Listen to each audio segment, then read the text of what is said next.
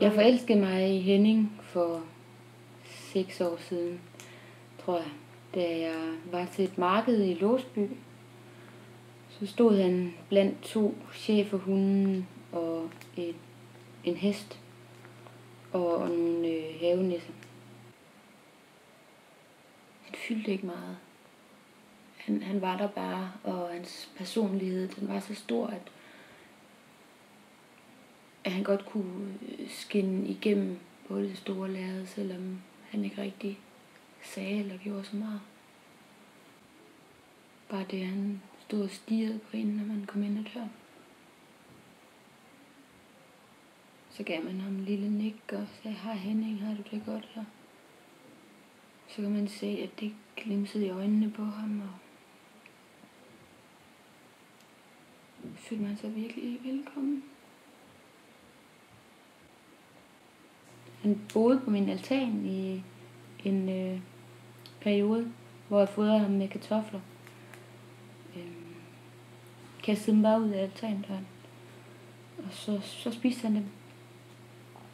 Og han var med mig, når vi var ude og spille musik. Han fulgte mig faktisk mange steder. Og til sidst så blev han så tam, at han godt kunne bo i gangen. Så det var der, han stod den aften,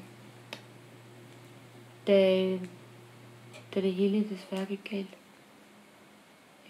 Og hvor Henning mistede hovedet. Så. Tak til Henning.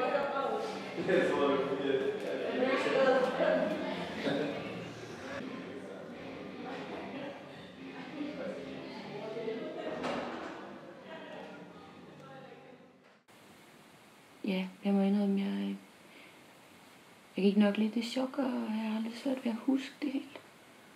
Det eneste, jeg husker, det er, at de kom ind ad døren og sagde, der er sket noget forfærdeligt.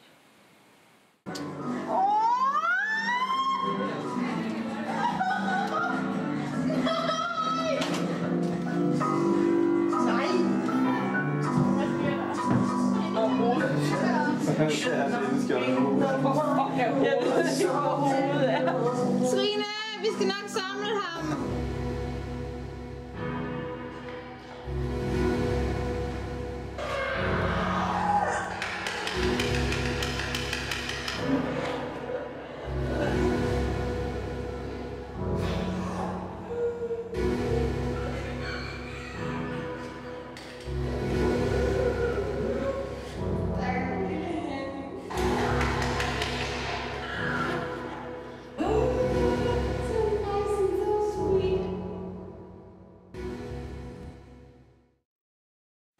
Det var frygteligt, det jeg hørte. Jeg kunne bare høre, at der skete noget helt forfærdeligt. Og det jeg så, de sørgelige rester, der blev båret ind, bid for bid, i mit delirium af bajere. Louise, hvordan kunne du gøre det? Hvordan kunne du gøre det? Men det tror jeg kan samles, hvis du finder alle steder.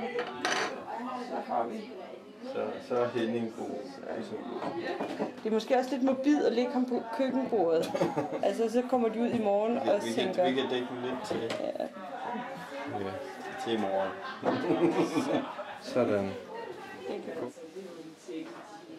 Jeg har det rigtig, rigtig dårligt med at ødelagt dukken. Lugter af marcipan på lugt. Vil I se sort? Hvad er der inde i sådan en duk? Tomrum. Der er ikke andet end tomrum. Der er tomrum for rigtig, rigtig mange mennesker. Der er mange mennesker, der har mistet noget her. Han har været med i musikvideoer, med til fester. Han har været med på mange billeder. Ej, nej. Ej. Stykker til at tappe det igen. Ej, hvor er det fuldstændig. Altså, han har fået en reven her. Han har fået en rigtig grim reven. Ej, det er virkelig ikke... Jeg er så flov. Henning, han skulle ud og tisse. Jeg hævde i bagbenene. Ja. For at få Henning ud at tisse. Der red Louise iver. Jeg hiver i Henning, så skal Louise tænde lyset, for at jeg ligesom kan se bedre. Og så sker der det, at Louise hun slipper, og så siger det bare ned i trappetrin. Og så falder Hennings hoved af. Så du vil sige, at Louise, hun faktisk... Hun er meget medskyldig. Okay. Hun er... Det er sgu nok bedre, ikke? Det er Louises skyld. Det er ikke min skyld.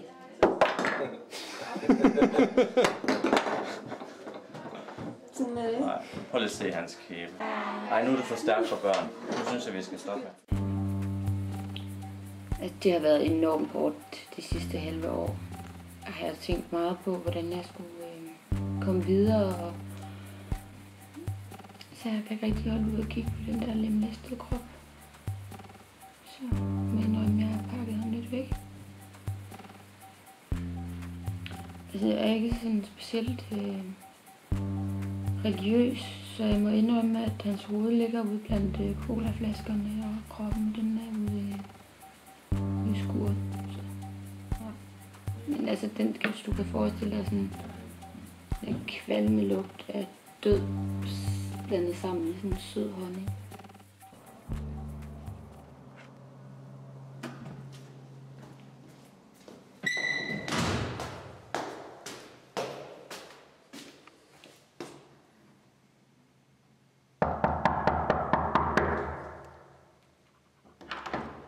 Ja, goddag. Jeg vil høre, om du har lyst til at svare på nogle spørgsmål omkring Henning. Henning? Jeg ved ikke, om du er gået forkert. Jeg kender ikke nogen, der hedder Henning. Jamen, jeg ved slet ikke, hvad du snakker om. Jeg kender ikke nogen, der hedder Henning. Jeg kender ikke nogen buk. Altså, vi må ikke have dyr i lejligheden. Altså, det ved jeg ikke. Det spilder min tid, det her. Jeg kan ikke hjælpe dig.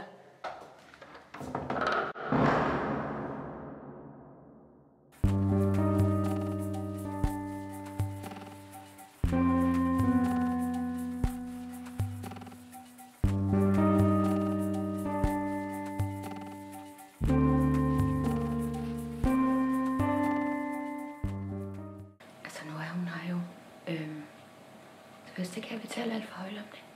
Nej. Men selvfølgelig er det ikke rart at bo sammen med en, men der ligesom har lemlæstet ens dyr, og så hun ikke engang vedkende sig det. Altså, jeg er også bange for, hvad skal der, hvis jeg anskaffer mig en ny dyr, altså. Jeg påstår, at det kun er Dennis.